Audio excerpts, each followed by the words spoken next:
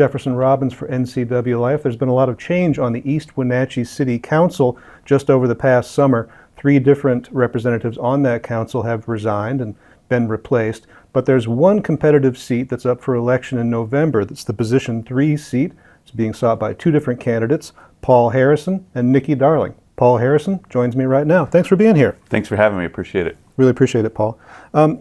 Tell me about yourself as if I were an East Wenatchee voter that you were trying to convince to give their vote to you. How to get the vote? That's a great question, and one I've been thinking a lot, really.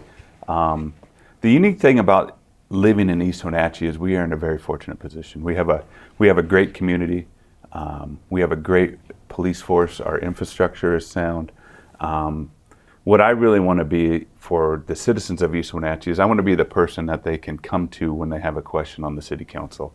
I want to be able to be there for them if they have a question about an ordinance or a law, or what's going on with a bill, or what's going on with City Hall. I want to be the person that they can come to and ask the questions. And then I also want to be the person on the city council that has a reasonable voice. I want them to know that I'm going to do what's best for everybody in the city of East Wenatchee. I know we each have our own little compartments nowadays, and it seems to be everybody's in a certain box. But I want to be the person that all those boxes can come to and ask questions and get a straight answer for their questions. They may not agree with what I'm going to do, but I'm not going to pander to anybody. I'm not going to lie to anybody. I'm going to give them the honest answer, and I'm going to give them the reason why I'm doing what I'm doing. So I want to be that. I want to be that person on the council that's going to be a reasonable voice for everybody in the community. I'm not coming on the council to grind an axe. I don't have anything against anybody. I don't have an agenda. I don't want to have any big serious changes. I think we're fortunate, again, like I said earlier, to be in a community that has been well run and well served. I would like to bring a little stability to the council, like you talked about. This year has been a very busy year when it comes to city council. I've seen more city council appointees this year than I think anybody's ever seen, just sitting in city council meetings since I was decided to run for city council. I've been attending most city councils and kind of watching that process, and I was glad to see how they did it this last council meeting on Tuesday night when they appointed Spencer to that, or Taylor to that position. So yeah. Tell me about yourself as an East Wenatchee resident, as a person. What do you do for your occupation? What's your family like, etc.? So I moved to East Wenatchee in 2016. I work for the North Central Educational Service District. I run the workers' comp safety program for all 29 school districts in our region. So that's my main job. My wife and I together, we have 6 kids, ranging in age from 37 to 16. So keeps us busy. We had one get married this summer, so this summer was very busy with all of those activities. And so that is kind of my family life. Very busy with those. Community life, I want to make sure that we provide a safe environment for all of our community members to live in. I like to make sure it's a good environment for business to operate. I think it's important that we provide a opportunity for businesses to be successful, not burdensome with taxes or regulations. What issues do you see facing the city? You've been sitting through some of the debates and deliberations. What's coming down the pike that has you concerned or has you thinking you might be able to offer solutions? The thing coming down the pike is going to be the city finances. As we know, and everyone has seen, most governments these days are facing budget cuts and facing budget issues. And I think that's one of the main issue that the city has to come to terms with and get a grip on is what are we going to do when it comes to our finances, and how are we going to make that sustainable? And so the city is actually a very lean run organization. There's only 51 employees in the city of Wenatchee. So our staffing, I think, is fairly right, but it needs to come down to looking at expenses and what our expenses are going to be moving forward.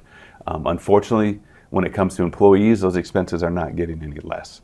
With the wages and the benefits that we have here in Washington State, it makes it very difficult to control those expenses. So the other thing we have to look at is what are we going to do for growth? And I think there's some areas of opportunity that the city of East Wenatchee has to expand, to bring in some new businesses and some new revenue to help offset the expenses that we are incurring on a yearly basis.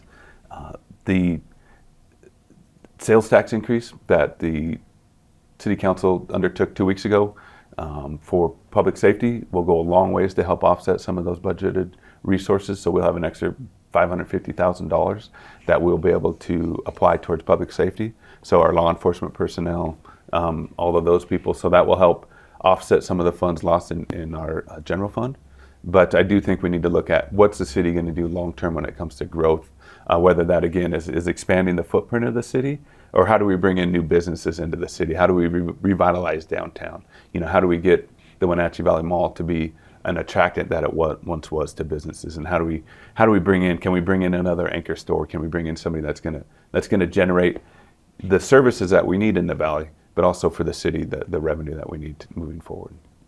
You mentioned budget deficit, and I think it's most recently reported that the city started off this budget year with $800,000 more in expenses than they had in revenues. Mm-hmm. They've reduced that somewhat by forestalling some projects, so it's closer to $500,000 right now in terms of the deficit. Mm-hmm. On September 2nd, the council pulled back a gaming tax that it had put in place just back in May. Yes. 5% on pull tabs. Mm-hmm. It was expected to raise about $170,000 a year. So what is that decision to put this tax forward and then draw it back? What does that tell you about the way the city is operating right now? I think it says a great amount for how the city council has operated recently. The tax was brought forward to the city council, and I was there for the meeting. It was like, we have this revenue source that we're not utilizing right now, and everybody looks at 5% and they go, oh, that's not a lot of money. And I don't know if the 178 was the correct amount of money. That seems a little high to me, but I could be wrong. I thought it was more in the $70,000. But then the businesses came forth to the city council and said, that's going to be very crippling to our businesses because we only operate on a very tight margin when it comes to our pull tabs and the amount that the state takes from them, and then the payouts obviously that they have for the pull tabs.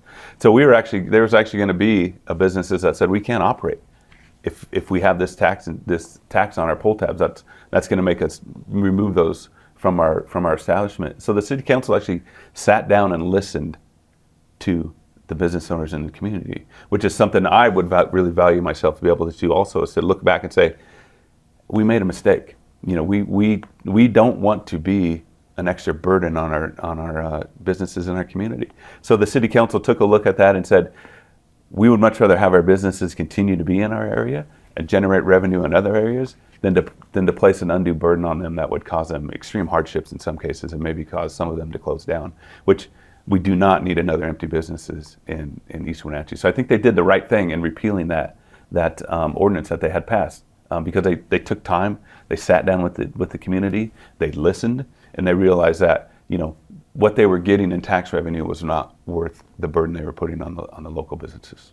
I think the businesses, the restaurants and taverns that host pull tabs, they see that as an attractant for business, and then they make their money on their sales of food and beverage. Absolutely. So the pull tabs themselves are not a money generator. No, they're not. They're something that when you're sitting down at the bar and maybe you're watching the Mariners or the Seahawks, it's something you do for fun. And if you win a couple bucks, great. If you lose $20, $30, it's kind of one of those good time expenses that you budget when you're going out occasionally with the wife or the family. So I do think it is that kind of an arena that you're dealing with where it's not you're not making a large amount of money for the businesses, and so to take even more of that would not be fair to them. Could the city have saved some effort and time on the front end if they just opened it up to listening to those businesses first before they took that initial vote back in May to pass the tax? They could have done that. And when you look back on those things, you're like thinking, well, that was an easy thing. Why didn't we do that? But again, I think you're looking at that. You're going, it's 5%. What's that really going to do? And so I don't think they really took the time to ask that question. What they should have done. They should have done that. Fortunately, they were able to reverse themselves before it went into effect. So there was no undue burden to the businesses. So, yeah, they should have taken a look at that beforehand and asked those questions. They didn't, but they were able to come back and rectify that. So that was kudos to the current council that they did the right thing when it came to that. Question for you, Paul, that goes back a couple of years. In 2022, the city of East Wenatchee sought to annex about 600 homes in the southwest unincorporated areas. It also would have included some of the car dealerships that are on the south end of town. They were going to do it through an interlocal agreement with Douglas County. Eventually, the Douglas County commissioners voted against that. Yes. And so the interlocal agreement didn't go forward. The annexation has stalled, hasn't moved since then. Should the city continue to pursue growth through annexation? Should it continue trying to grow its tax base by that method? I think it should explore any method that it has to grow its tax base without growing its taxes. So there are logical areas that the city is going to need to grow. When you look at the map and you look at where the actual city limits are, you're like, I talk to people all the time. It's like, oh, I'll vote for you for city council. Like, oh, you're on the other side of Kentucky. You're not in the city limits. And like, I'm not. I'm like, no, you're in the county. Like, oh, had no idea. So it is an area that I think the city will be exploring in the future. And I know it causes some concern for some of those residents in those unincorporated areas, but I think it's an area that the city is going to have to take a look at. And whether that's by interlocal, whether that's by vote of the citizens in that area, it's all those areas that we can explore. But it's going to be an area that we're going to have to take a look at. And I think people in those areas, while they may not be happy about it, but they will be able to, they'll be able to have the services of the fantastic East Wenatchee Police Department. They'll be able to have the services of the, city snowplows coming in and doing a great job. I know I'm surprised at how great a job our city crews do when it comes to clearing snow on the city streets. So that is something I'm sure they will appreciate, along with the services of our fine police department. You're right about the map of East Wenatchee. It's very ragged when you overlay the corporate limits on top of the areas where people also tend to live. Yes. There are a lot of neighborhoods Yes. that are not part of the city. Yes, yeah. And those are things that I think we need to consolidate those services, make sure we're providing the best services that we can to citizens of East Wenatchee. And I think expanding those services to people that don't benefit from them currently will be something they will appreciate when they're in the city limits. Do you have priorities, Paul, that you would bring to the city council? Are there things you think the city should be addressing right now that it isn't? Well, I think the city needs to look at its long-term growth and its long-term finances. So I think having a plan in place for that, and how we do that moving forward, whether that's limited expenses as we have done now. I know the city council and the mayor's office, the clerk's office, and the finance department have looked at their budgets. They've cut discretionary spending. I've sat down with them and seen the line items that they've cut out of their budget to reduce some of their budgets by 10 to 15%. So that's a nice thing to do. Make sure we're doing a good job keeping control of the taxpayers' money. But then also, we well need to look at how do we fund those things going forward, and that's going to be, again, like we talked about earlier, expanding that tax base, not raising taxes, but expanding where we get our money from. And then also increasing those services, which I talked to the chief of police and about that specific annexation you talked about. And he goes, we can do that without adding any more personnel. So that's a nice thing that we could incorporate that area without adding any expenses. So that would be a great service to that area. The other thing we need to look at is our city streets. We need to have a plan in place for what we do with our city streets and having some money set aside or a funding stream for those city streets. I know the city passed a utility tax not too long ago. I'm sure you're going to get to that soon. But, I think that's something that is currently going to the general fund. Maybe we could take a look at that and dedicate some of that money to city streets. It's not a whole lot of amount of money when it comes to look at what it costs to repair a street. It's grossly expensive, really, when it comes to providing that. But we do work well with our local utility districts, the East Wenatchee Water District, the Sewer District.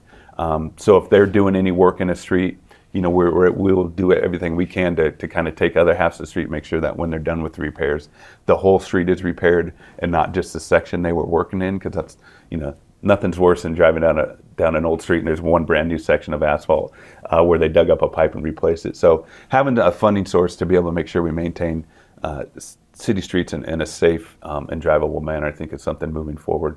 Along with making sure we are funding our police force correctly, so that we can provide the safe and welcoming environment that we have for our citizens and also visitors.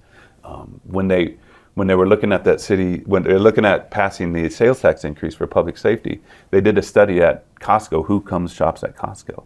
77% of the people spending their money at Costco do not live within the city of East Wenatchee or have a 98802 area code. So being able to utilize the people coming in our community to help fund those services that they may utilize, I think is a great resource that the city has tapped into.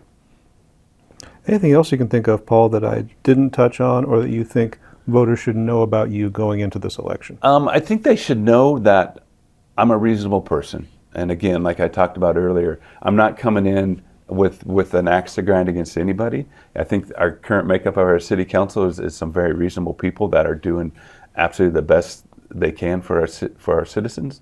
I would like to add my voice to that kind of calm, reasonable manner that they've currently operated in, while maintaining a sound fiscal base, and then also exploring areas of growth. Because if you're not growing as a city or as a person or as anything, you become very stagnant, and it's easy to fall back in disrepair. So I want to make sure that we're doing everything we can to again, expand that tax base without raising taxes, bringing in more opportunities for our businesses, again, listening to them like the council did this summer. I think it's very important, and that would be a tool I will bring to the council, is to sit down and maybe ask that question up front. It's like, hey, have we talked to our establishments before we pass this ordinance on them? And I think they learned their lesson from that when they did the sales tax increase. They had a couple open house forums, and they had community members come by and kind of go over what was going to be done with that money, how it was going to service the community. And so, it's able to learn those lessons moving forward is very important. So, that is something I will bring to the council, is just kind of that calming presence, with a level head on my shoulders, that will make the best decisions possible for all the citizens in East Wenatchee. Well, Paul Harrison, East Wenatchee City Council candidate for position 3. Thanks a lot for coming in to talk with us. Thanks for having me. I appreciate it very much. You're watching the NCW Life channel.